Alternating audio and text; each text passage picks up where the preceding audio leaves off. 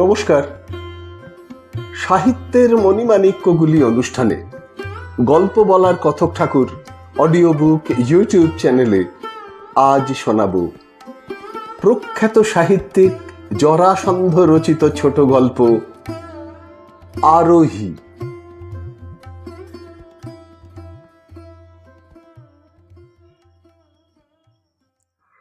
দ্বিজেন ঘোষ বাইরের ঘরে বসে কাগজ পড়ছিলেন। কড়া নাড়ার শব্দ পেয়ে উঠে এসে দরজা খুললেন। একটি লোক দাঁড়িয়ে আছে, রোগা, দড়ি পাকানো চেহারা, এক মাথা উস্কো খুস্কো চুল, প্রায় সবটাই সাদা, কাঁচা পাকা খোঁচা খোঁচা গোঁপ দাড়ি। বেশ কয়েকদিন তারা খুরের মুখ দেখেনি। কোমর থেকে ঘাড় পর্যন্ত ধনুকের মতো বেঁকে গেছে, এবং সেটা যে সবখানি বয়সের ভারে নয় দেখলেই বোঝা যায়। মুখে কেমন একটা অপ্রতিভ হাসি, দেখে মনে হবে চেনা লোক, কিন্তু নিজের পরিচয়টা দিয়ে উঠতে পারছে না, কুণ্ঠা বোধ করছে। দ্বিজেনবাবু খানিকক্ষণ তাকিয়ে থেকে হঠাৎ বলে উঠলেন, ভট্টাচার্য মশাই না? কুণ্ঠা জড়ানো হাসিটি এবার স্বচ্ছন্দ হলো। দাঁড়াইয়া দাঁড়াইয়া দেখতেছিলাম চিনতে পারো কিনা। এ কি চেহারা হয়েছে আপনার? চেহারার আর দোষ কি, যে অবস্থার মধ্যে আছি। আসুন আসুন, ভেতরে আসুন। সেই একই ইতিহাস। দ্বিজেন ঘোষ যা অসংখ্যবার শুনেছেন এবং বহু ক্ষেত্রে নিজের চোখে দেখেছেন। র্যাডক্লিফ সাহেবের ছুরির মুখে রাতারাতি জন্ম নিল রিফিউজি বলে যে নতুন জাত, ওপার থেকে সবকিছু হারিয়ে হুমড়ি খেয়ে এসে এপারে পড়ল, তারই একটি নমুনা তার সামনে বসে। তিনি নিজেও তাই। তফাতেই পড়বার কিছু পরেই ধরে দাঁড়াবার মতো একটা কিছু অবলম্বন হাতের কাছে জুটে গিয়েছিল। রীতিমতো বরাত জোর বলা যেতে পারে। ওখানে যা করতেন এখানেও তাই। কলেজে পড়ান, দক্ষিণাটা অবশ্য অনেক কম। তা হোক, অনেকে তো কিছুই জোটাতে পারেননি, যেমন মনে হচ্ছে এই নকুল ভট্টাচার্য। কতদিন এসেছেন জিজ্ঞাসা করলেন দ্বিজেনবাবু। তা অনেক দিন। কি করে চলছে? একদিন তো যজমানি কইরাই চালাইছি, এখন আর কুলাইতেছে না। পূজা আর্চা ধর্মকর্মের পাঠ তো উঠা যাওয়ার মধ্যে। বলেন কি? সার্বজনীন পুজো আর তার জাঁকজমক তো বেড়েই চলেছে দিন দিন। ও, আপনি বোধহয় সব পুজো করেন না? দ্বিজেনবাবুদের কুলপুরোহিত ছিলেন নকুল ভট্টাচার্য, নিষ্ঠাবান ব্রাহ্মণ, উচ্চবর্ণ, অর্থাৎ ব্রাহ্মণ কায়স্থ বৈদ্য ছাড়া আর কোনো যজমান তার কাছে নিষিদ্ধ। সেটা জানতেন বলেই ওই প্রশ্ন। উত্তরে ভট্টাচার্য বললেন, করব না কেন, পেটের দায়ে সবই করতে হয়। যজমানের জাত বিচার করলে আর এখন চলে না। কিন্তু ওই যে কইলা সার্বজনীন নাকি, ওরা তো পূজা করে না, করে ফাংশন। পুরুত সেখানে ঢাকের মায়া, না হইলে নয় তাই ডাকে, যা দেয় বলে মৃদু হেসে ডাইনে বায়ে মাথা নাড়লেন। দ্বিজেন ঘোষের মনে পড়ল, কিছুদিন আগে কোনো একটা খবরের কাগজে পড়েছিলেন পুরোহিত নামে যে একটা শ্রেণী ছিল সেটি ক্রমশ লুপ্ত হয়ে যাচ্ছে। ওই ব্যবসায় কারো ভরণ পোষণ চলছে না, অথচ তাদের চাহিদা বাড়ছে, কেননা পুজোর সংখ্যা বেড়েই চলেছে। ব্যাপারটা তার কাছে দুর্বোধ্য বলে মনে হয়েছিল। ডিমান্ড বাড়লে তার দামও বাড়বে, বিশেষ করে সাপ্লাই যেখানে সীমিত। পুরুত ঠাকুরদের দক্ষিণা এবং অবশ্য প্রাপ্য ঊর্ধ্বগামী হওয়ার কথা, তা হচ্ছে না। কেন সেসব কথা পরে ভাবা যাবে।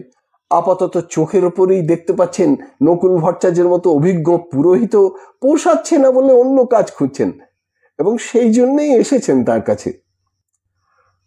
কথায় কথায় জানতে পারলেন ভট্টাচার্য মশাইয়ের পরিবার বলতে 3টি প্রাণী, স্বামী, স্ত্রী ও একটি ছেলে। ছেলেটি বেশ মেধাবী, আগামী বছর হায়ার সেকেন্ডারি দেবে। স্কুলের মাইনে, বই খাতা, জামা কাপড় এবং সবচেয়ে বড় প্রয়োজন একটু ভালো খাওয়া দাওয়া, তা না হলে খাটবে কিসের জোরে। এইটুকু জোগাতে গিয়ে হিমশিম খাচ্ছেন ভদ্রলোক। স্ত্রী এক বাড়িতে রান্নার কাজ করেন, তাতেও কুলোতে পারছেন না। দ্বিজেনবাবু ভেবে পেলেন না কি ধরনের কাজ খুঁজবেন পুরুত ঠাকুরের জন্য। এখনকার দিনে যাকে লেখাপড়া বলে সেটা একরকম জানেন না বললেই হয়। কোন ক্লাস পর্যন্ত বিদ্যে জিজ্ঞেস করলে নিরুত্তর থাকতে হবে। এ বিষয়ে নকুলই তাকে সাহায্য করলেন। দেশে থাকতে কি করতাম না করতাম সেসব ছাইড়া দাও, এখানে আমারে চেনে কেডা, সমাজ বলতেও কিছু নাই যে তার ভয় করব। যা পারো যেখানে পারো একটা কিছু জোটাইয়া দাও, আরদালি চাপরাশি পেয়দা পিয়ন যা পাও। পারবেন? কিছুক্ষণ ওর চোখের দিকে তাকিয়ে থেকে প্রশ্ন করলেন দ্বিজেনবাবু। না পারলে চলবে কেন? 5টা নয় 7টা নয়, ওই একটা লেখাপড়া শিক্ষা যাতে মানুষ হইতে পারে সেটা তো দেখতে হইব। মাথা তুলে বললেন, নিজের ছাওয়াল বইরা কইতেছি না, একবার যদি দাঁড়াইতে পারে খোকা আমার বংশের মুখ উজ্জ্বল করবে। আমি হয়তো দেখা যাইতে পারবো না, তোমরা তো রইলা, দেখো আমার কথা ফলে কিনা। সেদিন অনেক দূর, তবু লক্ষ্য করলেন দ্বিজেনবাবু সেই প্রত্যাশিত ঔজ্জ্বল্যের আভা ওই শীর্ণ মুখখানায় স্পষ্ট ফুটে উঠেছে। মনে হলো তারই দিকে চেয়ে এই দরিদ্র ব্রাহ্মণ অসাধ্য সাধনেও প্রস্তুত। ওদের কলেজেই একটি বেয়ারার চাকরি খালি ছিল। দ্বিজেনবাবু প্রিন্সিপালকে গিয়ে ধরলেন। ভট্টাচার্য শুনে প্রথমটা তিনি একটু কিন্তু কিন্তু করেছিলেন, ওর আগ্রহে শেষ পর্যন্ত আর আপত্তি করেননি। কিন্তু কাগজে কলমে বেয়ারা অর্থাৎ 4র্থ শ্রেণীর কর্মী নিয়োগের ক্ষমতা প্রিন্সিপালের থাকলেও আসল নিয়োগকর্তা ইউনিয়ন। সেখানে কিছু মেম্বার বেঁকে বসলেন। বামুন মানে উঁচু জাত, একে চাকরি দিলে শ্রেণী সংগ্রামের আদর্শ বজায় থাকবে কেমন করে? অন্য পক্ষের বক্তব্য হলো, শ্রেণী বিভাগের আসল ভিত্তি অর্থনৈতিক, কাস্ট বা ক্রিড নয়। বিহারি ভাইদের মধ্যে অনেকে গরুর গাড়ি চালান, দারোয়ানের কাজ করেন, যাদের উপাধি পাড়ে, তেওয়ারি, মিসির। ব্রাহ্মণ হলেও তারা ওয়ার্কিং ক্লাসের অন্তর্ভুক্ত। রাধুনে বামনরাও সেই দলেই পড়ে। পুরুত বলে যে ক্লাস, যাদের বৃত্তি হলো সামান্য দক্ষিণা বা মজুরিতে বাড়ি বাড়ি পুজো করে বেড়ানো, তারাও এক ধরনের ঠিকা মজুর বই তো নয়। ব্যাপারটা শেষ পর্যন্ত অর্থনীতির অধ্যাপক দ্বিজেন ঘোষকে রেফার করা হয়েছিল। তিনি ভেতরের সব খবর জানতেন এবং শেষোক্ত মতে সায় দিয়েছিলেন। আবেদনকারীর সঙ্গে তার কোনো যোগাযোগ আছে সেটা কোথাও প্রকাশ পায়নি। তার আগে ভট্টাচার্য মশাইকেও এ বিষয়ে হুঁশিয়ার করে দেওয়া হয়েছিল। পুরোহিত নকুল ভট্টাচার্য কলেজের বেয়ারা পদে বহাল হলেন। তার সঙ্গে ফুরসত মতো যজমানিটাও রইল। তবে গৃহিণীকে আর পরের বাড়িতে রান্না করতে দিলেন না। হায়ার সেকেন্ডারি ফার্স্ট ডিভিশনে পাশ করে বাবার কলেজেই ভর্তি হলো প্রশান্ত। তার অবশ্য ইচ্ছে ছিল না, কিন্তু তাছাড়া আর উপায় কি? অন্য কলেজে পড়াবার মতো খরচ জোগানো তার বাবার আয়ে কুলোয় না। এখানে শুরু থেকেই ফ্রি স্টুডেন্টশিপ, বইপত্রের ব্যবস্থা দ্বিজেনবাবুর, এবং সবচেয়ে বড় সুবিধে অধ্যাপকদের বিশেষ নজর, যাকে বলে পার্সোনাল অ্যাটেনশন। অনেক ধরনের বিশেষ নজরও সে পেয়েছিল তার কোনো কোনো সহপাঠীর চোখ থেকে, এবং সেটা তাকে উঠতে বসতে বিঁধত। ঠিক মুখের ওপর না হলেও আড়াল থেকে বেয়ারার ছেলে কথাটা কানেও এসেছে 2-1 বার। সঙ্গে সঙ্গে কোনো অজ্ঞাত কারণে তার বাবার বিরুদ্ধে একটা বোবা আক্রোশ সারাটা মনে জ্বালা ধরিয়ে দিত, অথচ বলবার বা করবার কিছুই ছিল না। বাপের পোশাক ছিল খাটো মোটা ধুতির উপর আধময়লা টুইল শার্ট, রবিবারে রবিবারে নিজের হাতে সাবান দিয়ে কাচা। ছেলের পরনে তার সচ্ছল অবস্থার সহপাঠীদের মতো পরিচ্ছন্ন প্যান্ট, হাওয়াই শার্ট, তার উপরে ঘন ঘন ডাইং ক্লিনিং এর নাম্বার। দুটো পোশাকই যেন ব্যঙ্গ করত প্রশান্তকে। স্বামী স্ত্রী সপ্তাহের বেশিরভাগ দিন নিরামিষ খেতেন, কিন্তু ছেলের জন্য মাছ আসতো রোজ, মাঝে মাঝে কালীঘাট থেকে কচি মাংস, 1.5 পোয়া করে দুধ দিয়ে যেত গোয়ালা, সবটাই ছেলের জন্য তোলা, রাত্রে ভাতের সঙ্গে খাবে। প্রশান্ত জানতো সব এবং কোন রকম আপত্তি না করে নিঃশব্দে খেয়ে যেত। খেতে গিয়ে পুত্রের অন্তর জুড়ে পিতামাতার প্রতি ভক্তি ও কৃতজ্ঞতার জোয়ার উথলে উঠবে এ কথা যদি কেউ মনে করেন, তিনি ভুলের স্বর্গে বাস করছেন। বরং ভিতরটা তার রি রি করে জ্বলত। কেন তা কি সে জানে? মানুষের মন বড় দুর্বোধ্য। ইকোনমিক্সে অনার্স নিয়ে বিএ পাশ করলো প্রশান্ত, 2nd ক্লাস, তবে ওপরের দিকে। দ্বিজেনবাবু একটু নিরাশ হলেন। আশা করেছিলেন 1st ক্লাস পাবে, হলো না। এবার এমএ, সব দিক দিয়েই কঠিন, শুধু ছেলের পক্ষে নয়, তার বাবা মার পক্ষেও। কলেজ থেকে যে সুবিধাগুলো পাওয়া যাচ্ছিল, ইউনিভার্সিটিতে তার কোনোটি থাকবে না।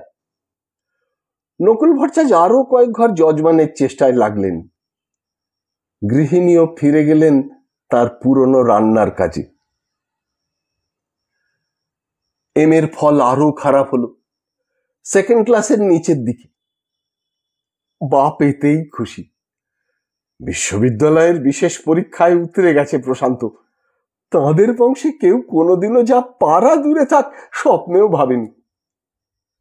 কিন্তু দ্বিজেনবাবু একেবারে বসে পড়লেন। তারই বিভাগে একটি লেকচারারের পদ বেশ কিছুদিন থেকে খালি পড়ে আছে। বিভাগীয় প্রধান হিসেবে তিনি রেখে দিয়েছেন বলা যেতে পারে। আশা করেছিলেন প্রশান্তকে ওখানে বসাবার চেষ্টা করা যাবে। সেখানে মস্ত বড় বাধা হয়ে দাঁড়ালো ওই পরীক্ষার ফল। এবার কর্তৃপক্ষের গরজেই কাগজে বিজ্ঞাপন বেরোলো, ইকোনমিক্সের লেকচারার চাই, 1st ক্লাস অথবা ন্যূনপক্ষে হাই 2nd ক্লাস, তার সঙ্গে অন্তত 5 বছরের টিচিং এক্সপেরিয়েন্স। দরখাস্ত পাঠিয়ে দিয়ে প্রশান্ত নিজেই গেল দ্বিজেনবাবুর বাসায়। বলল, বাবা পাঠিয়েছেন। দ্বিজেনবাবু বললেন, তুমি এসে ভালোই করেছো। ব্যাপারটা তোমার বাবাকে বোঝানো যাবে না, তুমি বুঝবে। হেড অব দি ডিপার্টমেন্ট হিসেবে সব দরখাস্ত অধ্যাপক দ্বিজেন ঘোষকেই প্রথম দেখতে হবে এবং সব দিক দিয়ে বিচার করে যাকে তিনি যোগ্যতম বিবেচনা করেন তাকে সুপারিশ করে পাঠাতে হবে। সেইখানেই মুশকিল। 1st ক্লাস প্রার্থী যদি নাও থাকে, 2nd ক্লাসের উপরের দিকে দাঁড়িয়েছে এরকম কয়েকজন অন্তত অবশ্যই থাকবে, এবং তার মধ্যে মফস্বল কলেজ থেকে কিছু লোক আসবে যাদের 3, 4 বা 5 বছরের পড়াবার অভিজ্ঞতা আছে। তাদের বাদ দিয়ে প্রশান্তকে সুপারিশ করা যায় কেমন করে? যুক্তি তো একটা চাই। এই কথাটাই বোঝাতে চেষ্টা করলেন দ্বিজেনবাবু। প্রশান্ত যে বুঝল না তা নয়, তবু বলল, কিন্তু স্যার, আমি আপনার ছাত্র, এই কলেজ থেকে পাশ করেছি।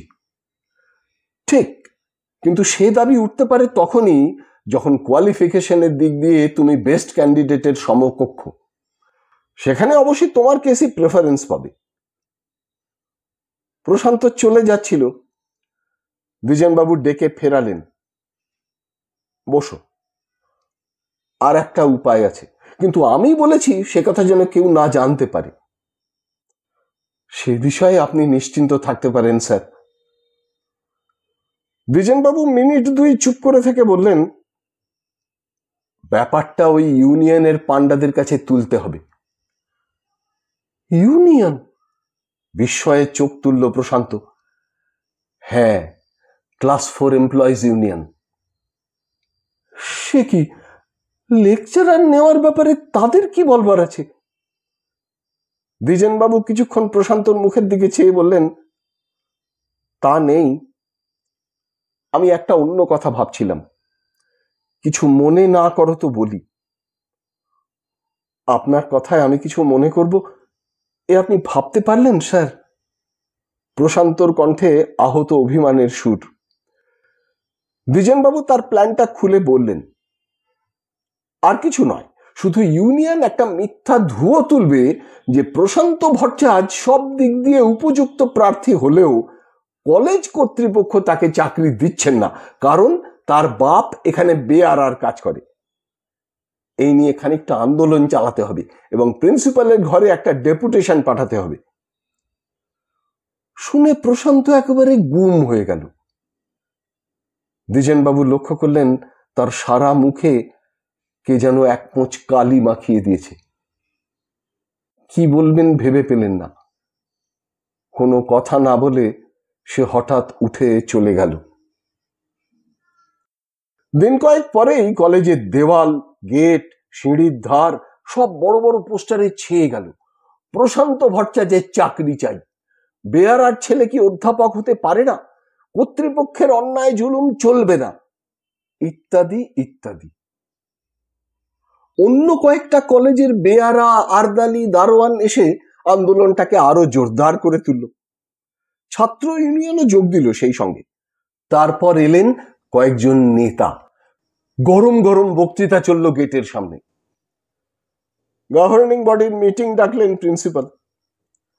প্রথম দিন তারা কোনো সিদ্ধান্তে পৌঁছতে পারলেন না। পরের দিন এসে বসতে না বসতেই ঘেরাও। শেষ পর্যন্ত ইউনিয়নই জয়ী হলো। তবে প্রশান্তকে ওই কলেজে না নিয়ে তার যে ব্রাঞ্চ রয়েছে দক্ষিণ কলকাতায় সেখানে নিযুক্ত করা হলো। বেশ কিছুদিন থেকে কলেজের চাকরি নকুল ভট্টাচার্যের পক্ষে কঠিন হয়ে দাঁড়িয়েছিল। বয়স হয়েছে, শরীর আর বইছে না। অন্য সব কাজ কোনো রকমে চালিয়ে নিলেও চারতলা বাড়ির সিঁড়ি ভাঙা, তাও একবার দুবার নয়, কিছুতেই পেরে উঠছিলেন না। সহকর্মীরা বলছিল, এবার বাড়ি গিয়ে বসুন, ছেলের এমন ভালো চাকরি হলো, বুড়ো বয়সে কি দরকার এত খাটবার। ভট্টাচার্য মশাই মাথা নেড়ে সায় দিতেন, হ তাই যাব। কিন্তু মনে মনে বলতেন, কই ছেলে তো সে কথা একবারও বলে না। তারপর একদিন নিতান্ত অপারগ হয়েই ছেড়ে দিলেন। সহকর্মীরা বিদায় অভিনন্দন জানালো। সারা জীবন বড্ড খেটেছেন ভট্টাচার্য মশাই, তেমনি তার ফলও পেয়েছেন। ছেলেটা মানুষ হয়েছে, মানুষের মতো মানুষ। এবার বিশ্রাম নেই, যে কটা দিন বাঁচবেন সুখে থাকুন। প্রশান্ত ভালোই পড়াচ্ছে, এর মধ্যে বেশ নাম করেছে, খবর পেয়েছিলেন দ্বিজেনবাবু। খুশি হয়েছিলেন শুনে, সেই সঙ্গে একটু ক্ষোভও ছিল। এতদিন হয়ে গেল সে তো একটিবারও এলো না। তারপরেই নিজেকে বোঝাতেন, নানান কাজে ব্যস্ত আছে, সময় পেলেই আসবে। কিন্তু সে এলো না। একদিন হঠাৎ এলেন তার মা। দ্বিজেনবাবু ব্যস্ত হয়ে উঠলেন। এর আগে কোনোদিনও আসেননি ভদ্রমহিলা। বললেন, আপনি এতটা পথ, খবর সব ভালো তো? প্রশান্ত কেমন আছে? ভট্টাচার্য গৃহিণী কিছুক্ষণ চুপ করে থেকে বললেন, প্রশান্ত বিয়া করছে। তাই নাকি? কবে হলো বিয়ে? আমাগো কিছুই জানাই নাই। বউ নিয়ে আলাদা বাসা করছে। তারপর আর আসেনি? না, আর কিসের জন্য আসবে? একটা দীর্ঘশ্বাস ফেললেন ভদ্রমহিলা। দ্বিজেনবাবু আর কিছু বললেন না। বলবার আছেই বাকি। প্রশান্তর মা নিজে থেকেই জানালেন, যখন এমএ পড়ছিল তখন থেকেই নাকি মেয়েটির সঙ্গে জানাশোনা। কথা দিয়েছিল চাকরি পেলেই বিয়ে করবে। ওর কোনো এক বন্ধুর কাছে শোনা এসব কথা। মায়ের চোখ দুটো জলে ভরে উঠল। আঁচলে মুছে ধরা গলায় বললেন, খোকা এরকম করবে কোনোদিনও স্বপ্নেও ভাবি নাই বাবা। দ্বিজেনবাবু কি খুব ভাবতে পেরেছিলেন? এমনিতে অত নেমে গেল কেন তার কারণটা না হয় তিনি এখন বুঝতে পারলেন, কিন্তু তারপর এই যে ধাপে ধাপে এত নিচে নেমে গেছে, তাই কি সে এবং তার বন্ধুরা কিন্তু বলবে সে অনেক উপরে উঠে গেছে, চোখে আঙুল দিয়ে দেখিয়ে দেবে। অস্বীকার করবার উপায় নেই, সত্যি সে অনেক উঁচুতে গিয়ে দাঁড়িয়েছে। তাঁরাই তাকে ঠেলে তুলে দিয়েছেন, বিশেষ করে তিনি এবং তার হতভাগ্য বাবা মা। পুরুতের ছেলে হলেও প্রশান্ত এ যুগের ছেলে। ন্যায় ধর্মের চেয়ে যুগ ধর্মই তার কাছে বেশি সত্য। পুরনো পচা আদর্শের ধার সে ধারে না। কর্তব্য তার কাছে অর্থহীন, একমাত্র লক্ষ্য কার্যোদ্ধার, এবং সেটা যে কোনো উপায়ে। আসল হলো এন্ড, মিন্স সেখানে অবান্তর।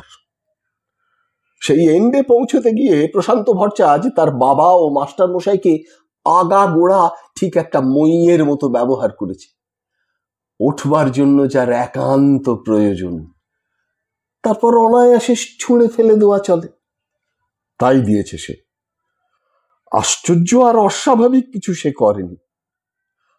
আশ্চর্য বরং এই যে তিনি অর্থনীতির অধ্যাপক দ্বিজেন্দ্রলাল ঘোষ, চলতি ভাষায় একজন বুদ্ধিজীবী, সমসাময়িক চিন্তাধারার সঙ্গে পরিচিত। এত ছেলে পার করছেন বছরের পর বছর, অথচ এই প্রশান্ত এবং তার জাতটাকে চিনতে পারেননি, তার কার্যকলাপে অবাক হচ্ছেন। দ্বিজেনবাবুর চিন্তাসূত্রের টান পড়ল। কানে গেল ভট্টাচার্য পত্নীর মৃদু কণ্ঠ, উনি আসলেন না, কোন মুখেই বা আসবেন? আমার তো আর তাই বইলা বৈশা থাকা চলে না। একটু থেমে কুণ্ঠার সুরে যোগ করলেন, কলেজের চাকরিটা যদি আবার পাওয়া যায়, তা না হইলে। বাকিটুকু আর শোনা গেল না।